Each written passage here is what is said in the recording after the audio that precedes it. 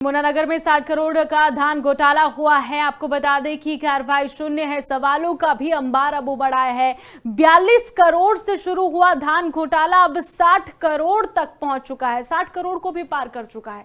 दरअसल विभाग सिर्फ दावों तक ही सीमित है, ये कहना है। यमुनानगर में धान घोटाले का मामला सामने आया है। दिनों दिन इस तरीके के मामले जो है वो अब बढ़ते जा रही है, लेकिन विभागीय कार्यवाही अभी भी जीरो है, शून्य नजर आ रही है। पहले जिला फूड सप्लाई विभाग ने यहां पर 42 करोड़ रुपए मूल्य के धान गायब होने का मामला सामने आया था। इसके बाद हैपेड में भी 4 करोड़ 57 लाख रुपए की धान के गबन का खुलासा हुआ था। दोनों ही मामलों ने जिले की कार्य प्रणाली और साथ ही निगरानी तंत्र पर भी गंभीर क्वेश्चन मार्क अब खड़े कर दिए। अधिकारियों ने दावा तो किया था कि जल्द कार्रवाई होगी, लेकिन महीनों बीत जाने के बाद भी इन दावों का असर कागजों से आगे बढ़ता नजर नहीं आ रहा है, जिससे किसानों को परेशानी झेलनी पड़ रही है।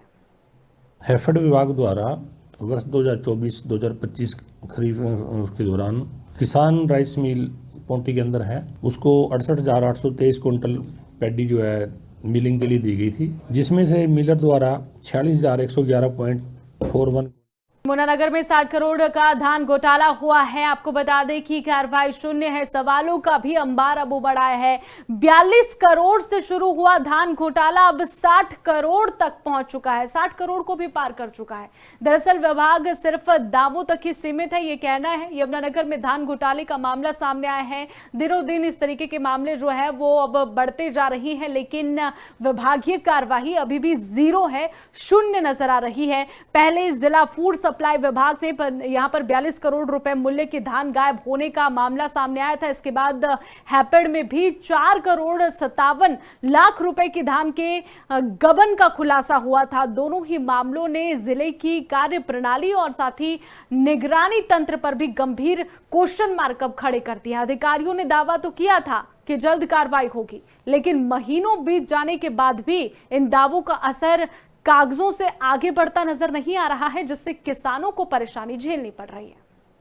हैफेड विभाग द्वारा वर्ष 2024-2025 खरीफ के दौरान किसान राइस मिल पौंटी के अंदर है, उसको 68,823 क्विंटल पैडी जो है मिलिंग के लिए दी गई थी, जिसमें से मिलर द्वारा 46,111.41 यमुनानगर में 60 करोड़ का धान घोटाला हुआ है। आपको बता दें कि कार्रवाई शून्य है, सवालों का भी अंबार अब बढ़ा है।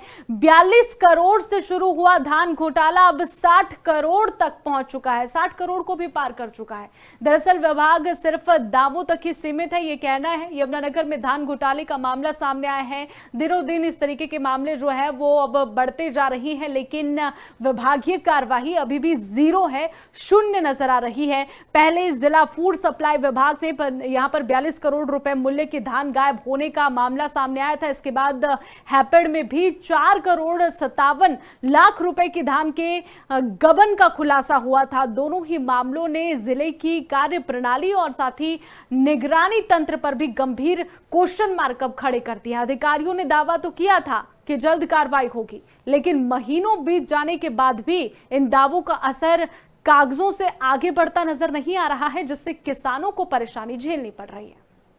हैफेड विभाग द्वारा वर्ष 2024-2025 खरीफ के दौरान किसान राइस मिल पौंटी के अंदर है, उसको 68,823 क्विंटल पैडी जो है मिलिंग के लिए दी गई थी, जिसमें से मिलर द्वारा 46,111.41